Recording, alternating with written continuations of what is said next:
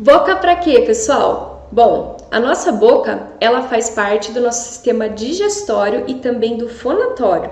Aí já começam as dicas para vocês de que boca não é só utilizada para falar e como existem relações entre todos os processos, né, todas as funções, mastigação, respiração, deglutição, que é o ato de engolir, e a própria fala. Quando a criança tem uma alteração da fala, é possível que haja alterações nessas outras funções, e eu estou aqui para mostrar como melhorando também essas funções de mastigação, deglutição, fala e respiração, nós podemos aí garantir o desenvolvimento melhor da linguagem.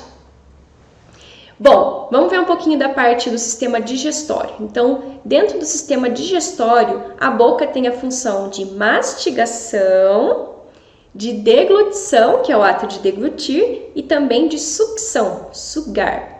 E a boca, como parte do sistema fonatório, ela é responsável pela articulação dos sons da fala. Então, é uma atividade motora sincronizada e extremamente refinada, que não tem a ver diretamente com a voz. Então, a voz ela é organizada em outra estrutura antes, então, da cavidade oral. Não confundam mais, então, voz com fala. A voz é importante para a organização de vários sons da fala. Ela faz parte do modo vozeado de vários sons. Deixa eu dar um exemplo para vocês. Quando eu faço o som do F, ó, eu não uso a minha voz, eu só uso uma articulação. Quando eu faço o som do A, então eu uso a minha articulação e também a minha voz. Dentro da parte de anatomia, então, olha só, tudo isso que nós estamos vendo aí é importante para a articulação dos sons da fala.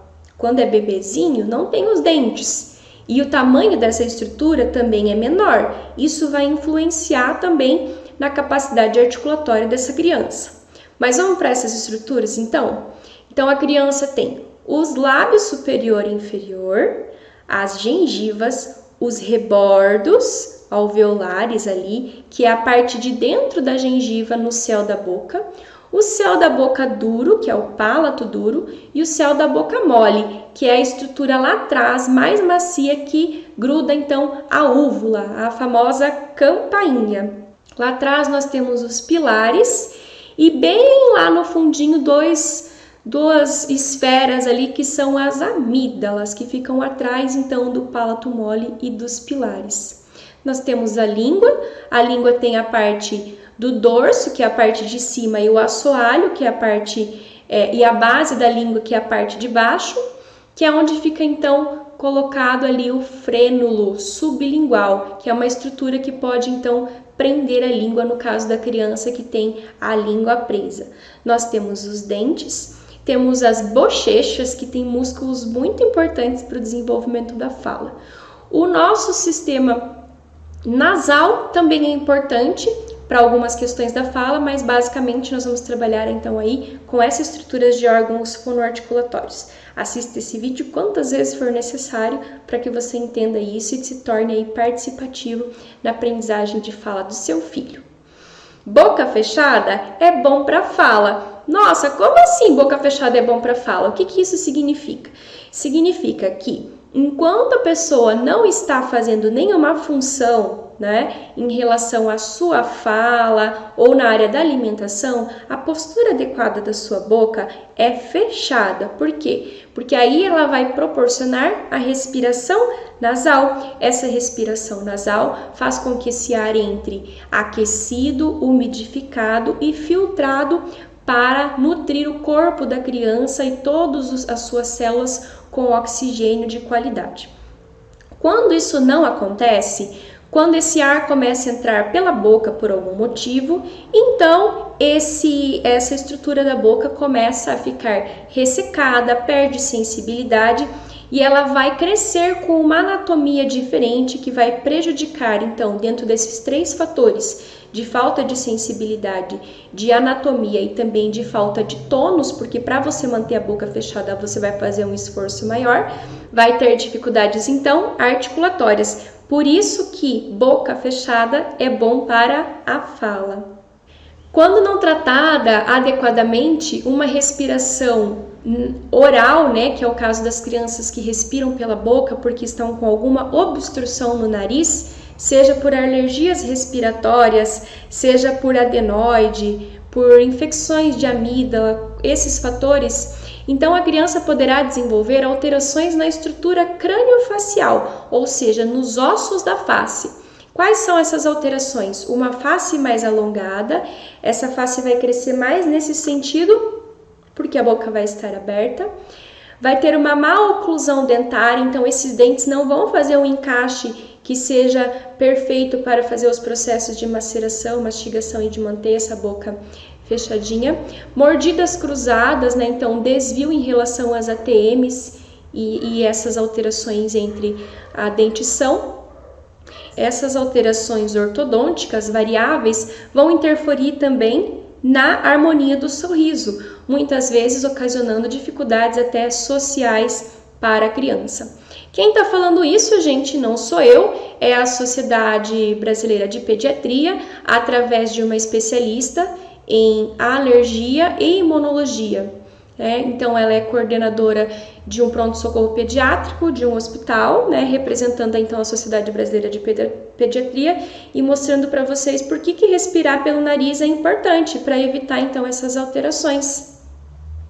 Olha só, essas imagens elas são facilmente acessadas na internet e elas são muito famosas porque elas representam bem as características físicas de um respirador oral, que é essa face mais alongada, olheirinhas, olhos caídos, o nariz da criança, as narinas vão ficando pequenininhas porque ela não vai fazer o uso, a boquinha vai ficando aberta, vai ficando mais bochechudinho, com pouco tônus. Agora, olha só o impacto que isso vai trazer para a estrutura física, porque se a criança tiver que fazer uma projeção da cabeça para poder abrir espaço para aumentar a entrada de ar pela boca, então ela vai ter uma cadeia de desenvolvimento toda alterada em todas as suas articulações do corpo. Então vai ter um tórax mais pequenininho, porque não vai usar a expansão, né, do tórax para respiração completa.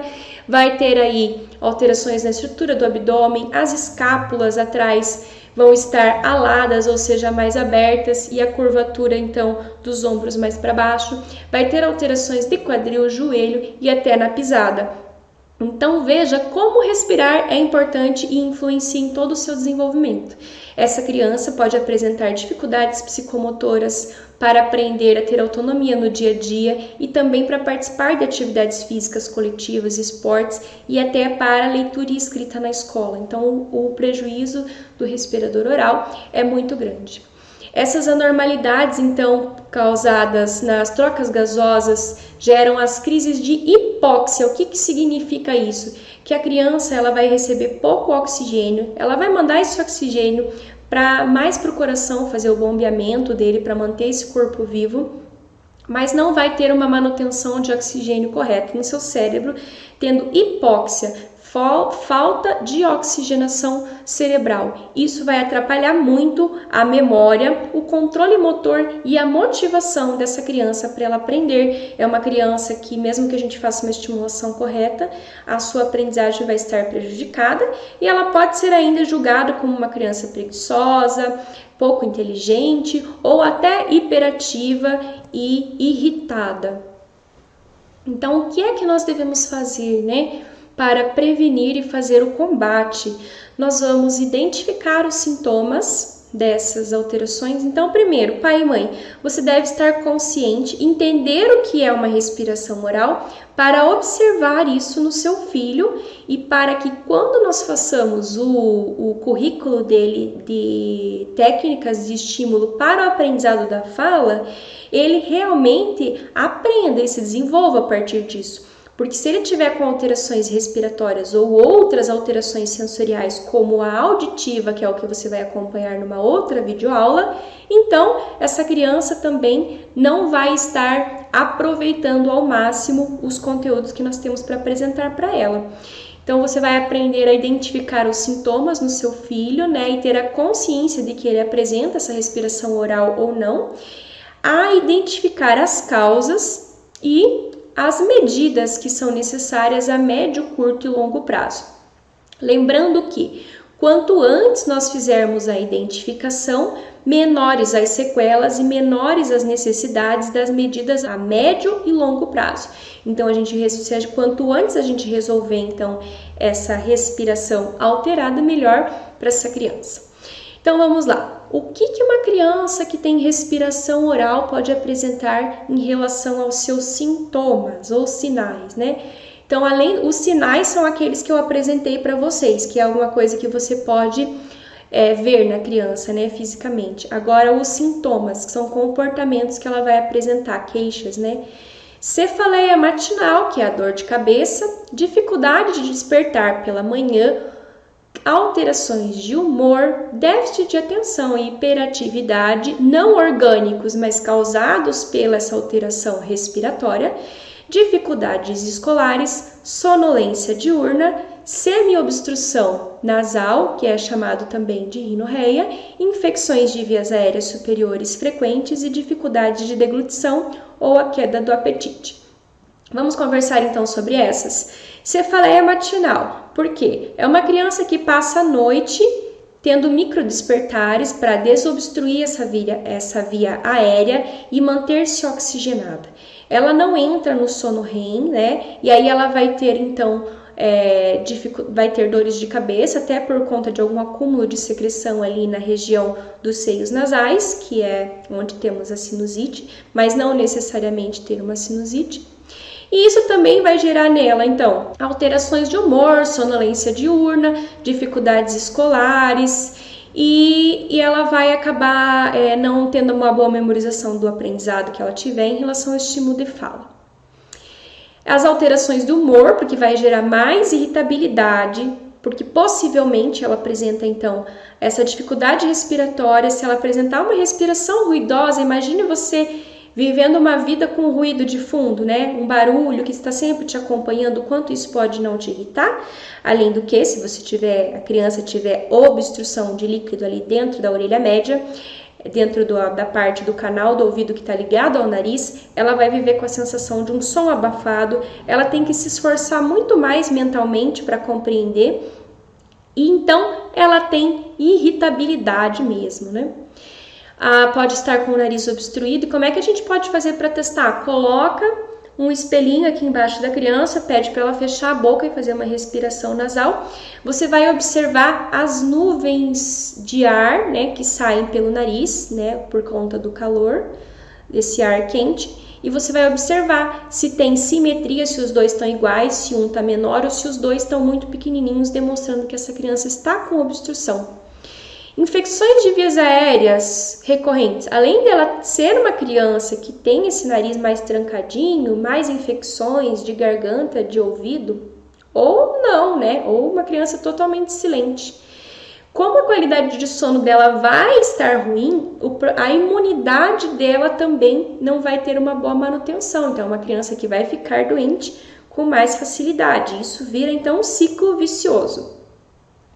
Dificuldades de deglutição, por quê? Porque se ela respira pela boca, ela perde a sensibilidade oral e também não tem tônus, os músculos estão flácidos, moles, então quando ela engole não é o suficiente. Se o caso for por obstrução de amígdalas, então quando ela engolir, nem vai ter a passagem completa, vai ter um acúmulo lá dessa saliva. E queda do apetite, por quê? Se eu não sinto o cheiro e tenho pouca salivação, eu não tenho sabor, né? O sabor dos alimentos vai acontecer a partir do olfato e também da produção de saliva. Então, uma boca ressecada e um olfato não eficiente faz com que a criança não tenha prazer numa alimentação, principalmente a saudável, inclusive tenha queda de apetite e vai apresentar, então, preferência por alimentos mais salgados ou mais doces e gordurosos, que são realçados aí pelo açúcar ou pelo óleo ou pelo sal. Realçado esse sabor, então ela vai ter um prazer maior da alimentação. Então olha o quanto que isso vai impactar a gente, né? Então, a criança pode apresentar roncos, dificuldades respiratórias durante o sono, pausas respiratórias ou apneia, sono agitado, sudorese noturna, que é o suor, xerostomia é a boca seca, posição anormal para dormir ou a boca aberta, xixi na cama, que é a enurese, terror noturno ou sonambulismo e bruxismo. Olha quanta coisa aí leva a gente a entender que a respiração da criança não está adequada e isso vai trazer impactos para a linguagem também. Aí tem outra piada para contar para vocês, olha só. Tem pai que fala assim, nossa, não, mas meu filho dorme muito bem, dorme a noite toda. Quando nós temos um encontro com a criança, nós vemos a criança com olheira, cansada, sempre com todos os sintomas. Daí sabe o que a gente descobre? Que quem dorme muito bem é o pai e a mãe, e não a própria criança. Porque nesse período é difícil de você observar a criança, porque você também estará dormindo.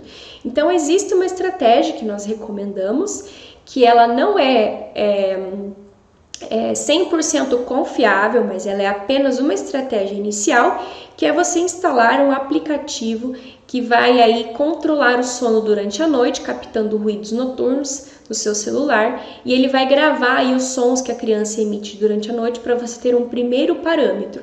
Mas nós sempre recomendamos então a busca pelo profissional especializado, que é o médico do sono.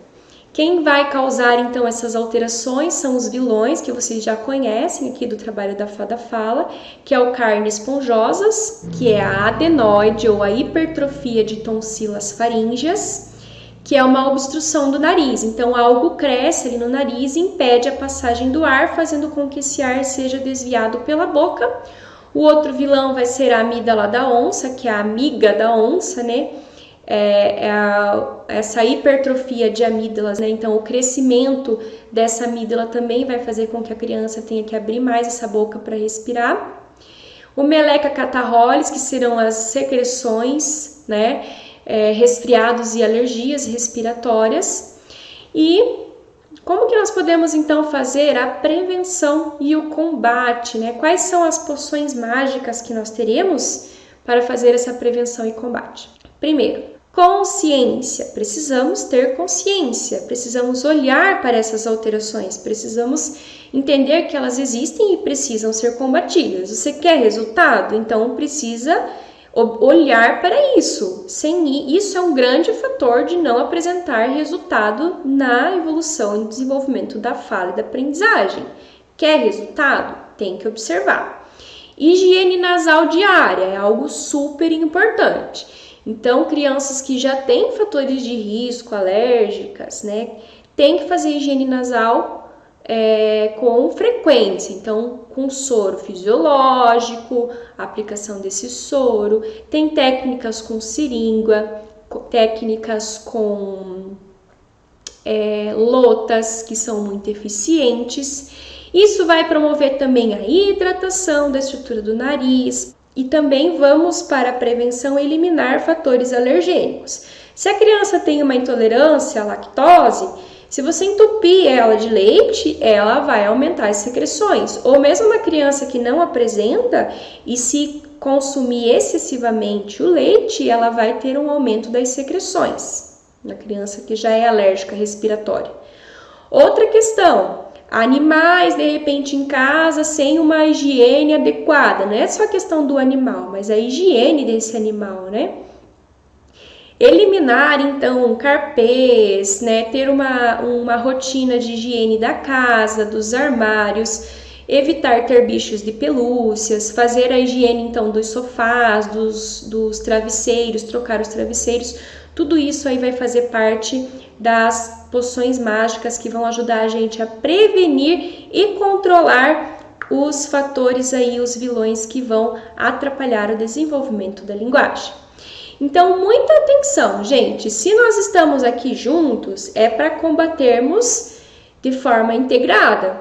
De nada adianta essa criança, você investe no desenvolvimento do processo do método de ensino de fala para ela, o profissional elabora um currículo, trabalha as estratégias e aí você não faz a sua parte. Então, como que vai ser feita essa parte?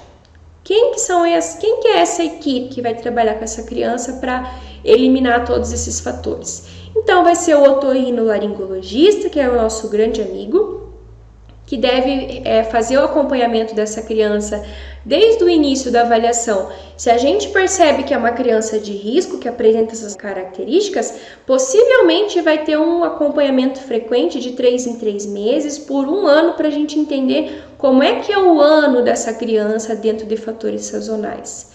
E trabalhar bem essa higiene nasal aí com bastante compromisso.